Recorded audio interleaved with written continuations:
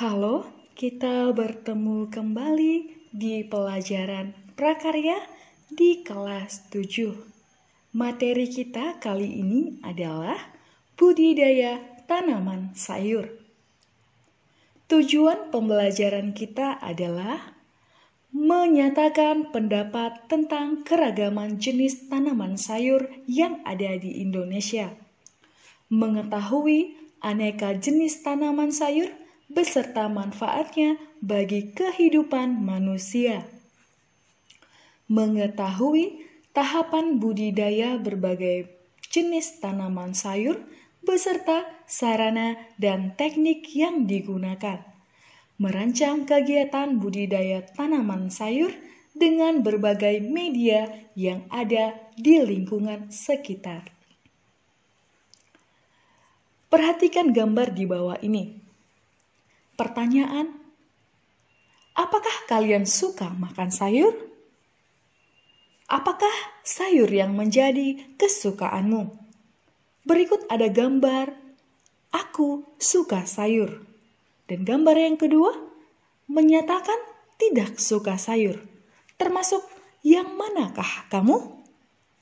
Sayur merupakan sumber vitamin dan mineral. Jadi, hidup sehat dengan memakan sayur. Amatilah gambar sayur-sayur berikut. Indonesia kaya akan berbagai macam aneka ragam jenis sayur. Salah satunya adalah kol, kangkung, gambas, bayam, cabai, terong, timun, kacang panjang, dan banyak berbagai macam lainnya. Maka kita sangat patut bersyukur karena dianugerahkan negara Indonesia yang kaya akan sumber alamnya. Pengertian tanaman sayuran. Tanaman sayuran adalah tanaman yang dapat dikonsumsi oleh manusia baik dalam keadaan mentah dan dimasak, serta mengandung vitamin dan mineral. Budidaya. Budidaya adalah upaya untuk memelihara dan mengembangbiakan tanaman atau hewan agar tetap lestari sehingga dapat memperoleh hasil yang bermanfaat dan berguna dalam pemenuhan kebutuhan hidup manusia. 1. Tanaman sayur yang dimanfaatkan daunnya. A. Kangkung. Kangkung adalah tanaman yang sangat familiar karena sangat banyak ditemui di pasar. Hal ini disebabkan harga kangkung cenderung murah dibandingkan harga sayuran lainnya. Bayam. Dari berbagai macam jenis sayuran yang banyak dikonsumsi, bayam adalah salah satunya.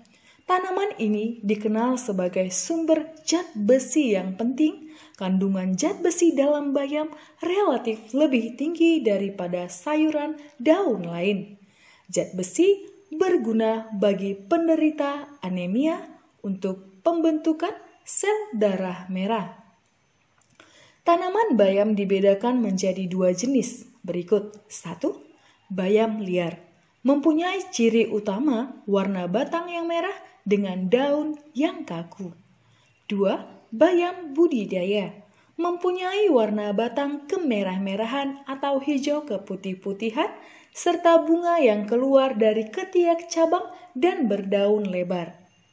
C. Daun pepaya. Daun pepaya mengandung vitamin C yang jauh lebih tinggi daripada buahnya. Daun pepaya juga mengandung antioksidan tinggi. Antioksidan diperlukan untuk memerangi radikal bebas dalam tubuh, menjaga kesehatan sistem kardiovaskular, dan memberikan perlindungan terhadap kanker usus besar. Selain itu, daun pepaya mengandung vitamin A dan B yang diperlukan untuk sistem kekebalan tubuh, serta mencegah penyakit yang terjadi akibat penurunan kekebalan seperti batuk, infeksi, flu. 2. Tanaman sayur yang dimanfaatkan umbinya. Wortel adalah sumber vitamin A yang baik untuk kesehatan mata. Selain itu, mengandung banyak vitamin B dan C. Wortel mempunyai 3 jenis, yaitu jenis imperator, jenis centenai, jenis nantes.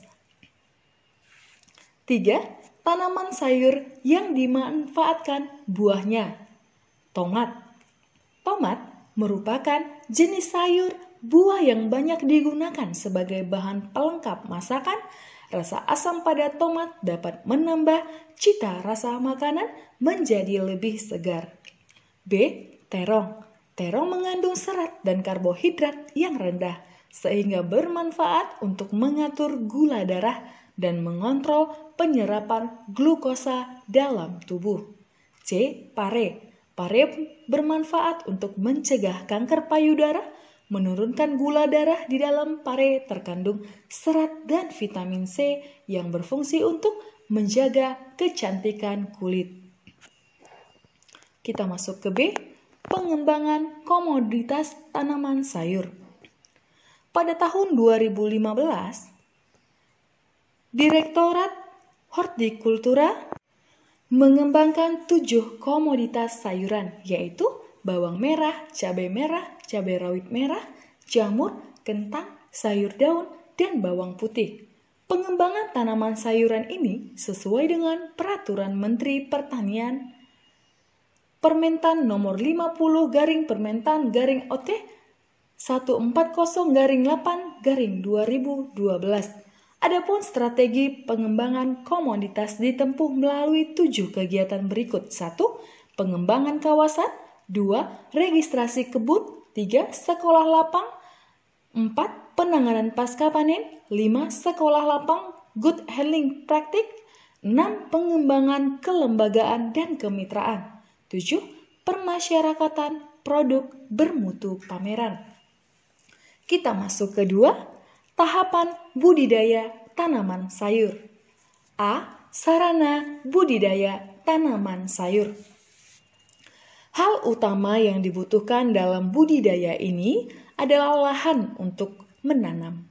Kebutuhan sarana dalam budidaya tanaman juga harus dipenuhi. Sarana meliputi peralatan dan bahan budidaya tanaman. 1. Peralatan budidaya. Alat-alat yang digunakan yaitu cangkul, sekop, garpu, dan alat untuk memelihara tanaman, misalnya gunting, cetok, dan lainnya seperti contoh gambar ini. 2. Bahan budidaya. A. Benih atau bibit. Pilihlah benih yang bersertifikat dan sudah disahkan oleh Balai Pengawasan dan Sertifikat Benih. Jika kesulitan mendapatkannya, bibit dapat dibeli di tempat-tempat yang telah ditetapkan oleh Dinas Pertanian seperti contoh gambar berikut ini. Pupuk. Pupuk diberikan untuk melengkapi tersedianya nutrisi dalam tanah agar tanah dapat tumbuh dengan subur. Jenis pupuk yang bisa digunakan adalah pupuk organik, yaitu pupuk kandang dan pupuk kompos. Selain itu, ada pula jenis pupuk organik yaitu urea, NPK, KCL, TSP, dan ZEA. C. Pestisida. Hama dan penyakit yang menyerang tanaman dapat dikendalikan dengan bantuan pestisida. Jenis pestisida yang bisa digunakan pun beragam. Ada pestisida alami dan ada pula pestisida buatan atau kimia. D. Media tanam. Media tanam yang baik adalah tanah yang gembur dan subur, agar tanaman dapat tumbuh dengan optimal. Tempat menanam dapat menggunakan pot, polybag, atau tanah petak yang sudah digemburkan seperti contoh gambar di samping. B. Teknik budidaya tanaman sayur. Budidaya tanaman sayur pada hakikatnya adalah suatu cara pengolahan tanaman untuk mendapatkan hasil yang tinggi dan mutu yang baik. Pembudidayaan tanaman sayuran dapat dilakukan melalui beberapa tahap sebagai berikut. 1. Pengolahan tanah. Sebagian besar tanaman sayur diusahakan di tanah kering, bertujuan menyiapkan tempat tumbuh yang sesuai bagi tanaman sebagai berikut. A. Kesuburan tanah secara fisik erat hubungannya dengan struktur tanah yang menggambarkan susuran butiran tanah, udara, dan air. Adapun kesuburan kimiawi berkaitan dengan kemampuan tanah menyediakan kebutuhan nutrisi tanaman. B. Menghilangkan gulma yang merupakan ancaman bagi tanaman, menimbun dan meratakan bahan organik untuk pertumbuhan tanaman, serta saluran drainase untuk mencegah terjadinya kelebihan air. C. Dibutuhkan proses waktu agar proses fisik, kimia, dan biologis dalam tanah terbentuk dengan sempurna dan bagus untuk pertumbuhan tanaman. 2. Pembibitan. Pembibitan dapat dilakukan melalui Pembibitan dapat dilakukan melalui dua cara berikut. A. Vegetatif. Perkembangan secara vegetatif dapat dilakukan dengan dua cara, yaitu vegetatif alami dan buatan. Vegetatif alami dapat dilakukan dengan tunas, rizoma, geragih, umbi batang, dan umbi lapis. Vegetatif buatan dapat dilakukan dengan cara stik, cangkok, menyambung, maupun menempel. B. Generatif. Perkembangan secara generatif pada tumbuhan melibatkan alat perkembangbiakan berupa bunga. Hal ini disebabkan memiliki benak sari sebagai alat kelamin jantan dan putik sebagai alat kelamin betina. Peleburan sel kelamin jantan dan sel kelamin betina ini disebut dengan pembuahan.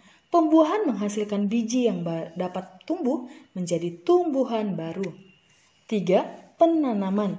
Dalam penanaman dikenal dua cara utama, yaitu penanaman bahan tanaman benih atau stik, serta penanaman bahan tanaman dengan disemaikan dulu. Adapun tujuan dari persemaian tanaman yaitu mengurangi resiko kematian pada tanaman, mengatur tanaman sesuai dengan perkembangan teknologi, memanfaatkan waktu musim tanam tiba.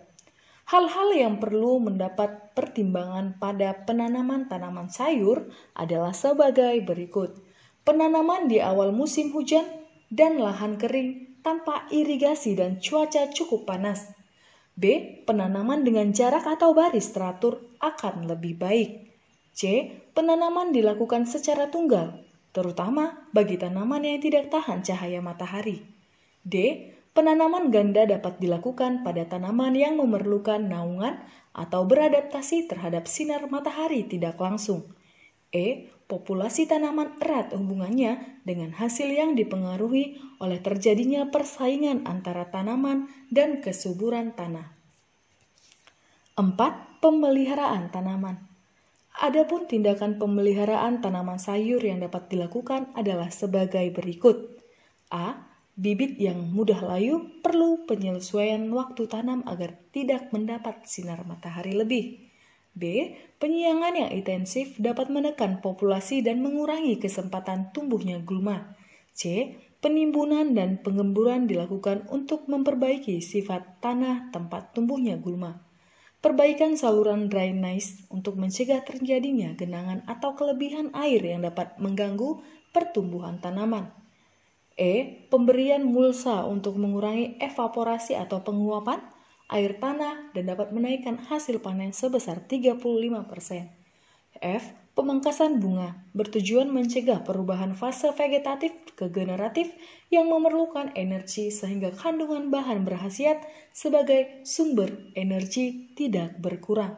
G. Pemangkasan pucuk batang yang menstimulasi percabangan sehingga menambah jumlah daun yang tumbuh, serta kandungan alkaloida dalam akar bertambah. H. Pemupukan nitrogen yang dapat meningkatkan kandungan alkaloida dalam akar. 5. Pemanenan. Penentuan saat panen suatu tanaman sayur hendaknya selalu memperhatikan kuantitas dan kualitas tanaman tersebut. Pemanenan tanaman sayur yang kurang tepat dapat merusak sayur tersebut, seperti batang atau daun yang patah atau sobek. Waktu pemanenan juga mempengaruhi kualitas tanaman sayur seperti belum siap panen atau telah lewat masa panen. C. Penerapan teknik budidaya tanaman sayur. 1. Kangkung. Budidaya tanaman kangkung dapat dilakukan melalui tahap-tahap berikut ini. Persiapan lahan. Persiapkan lahan yang layak untuk tanaman kangkung. B. Persiapan bibit dan penanaman. Untuk luas tanah 1 hektar dibutuhkan benih 10 kg. C. Pemeliharaan. Hal yang perlu diperhatikan adalah ketersediaan air. Faktor lain adalah pengendalian gulma serta menjadi tanaman dari hama dan penyakit.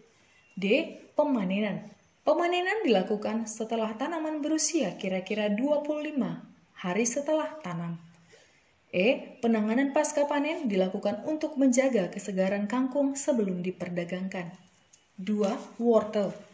Budidaya tanaman wortel cocok dilakukan di dataran tinggi, lebih dari 1000 mdpl. Berikut adalah tahapannya. A. Persiapkan lahan.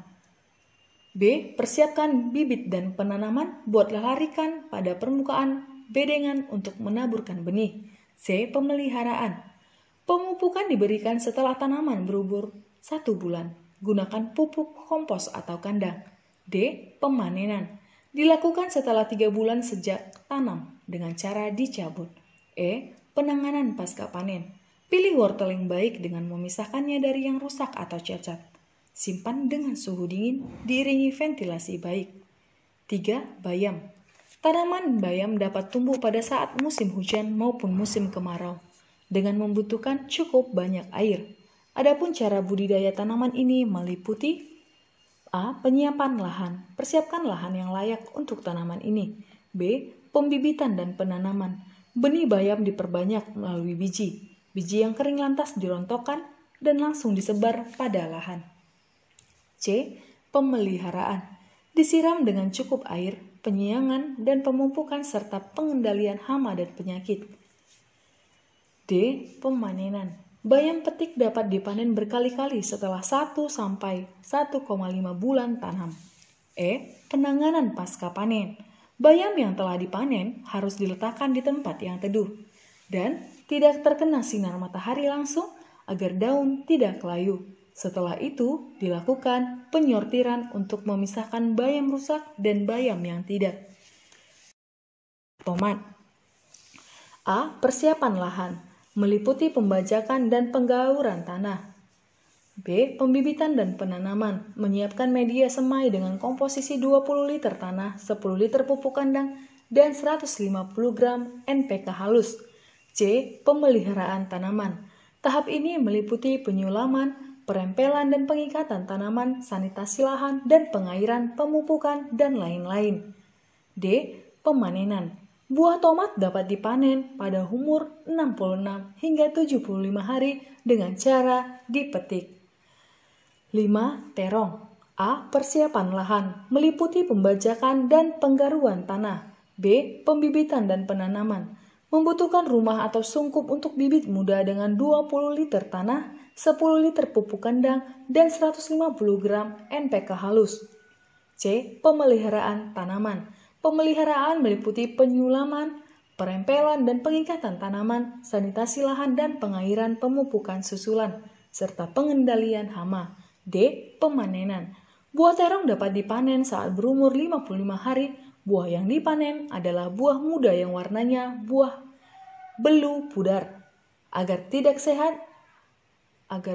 sehat, ada saat pemanenan gunakan alat seperti gunting sabit, pisau atau sejenisnya, supaya bekas potongan tidak mudah terserang penyakit, terutama pada musim hujan. Demikianlah pembelajaran kita kali ini. Terima kasih sudah belajar bersama sahabat prakarya.